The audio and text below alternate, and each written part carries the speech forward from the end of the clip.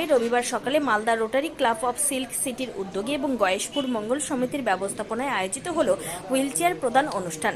এদিন 4 জন দুস্থ প্রতিবন্ধী মানুষের হাতে তুলে দেওয়া হয় হুইলচেয়ার।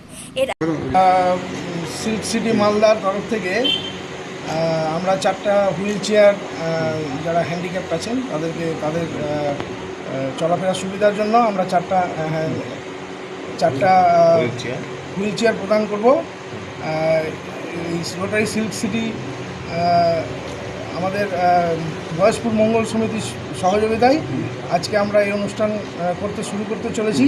আমাদের মধ্যে আমাদের বিশিষ্ট সমাজসেবী গৌতমবাবু আছেন এবং ক্লাব সেক্রেটারি আছেন কবির গোস্বামী মহাশয় এবং আমাদের প্রবীণ রোটারিয়ান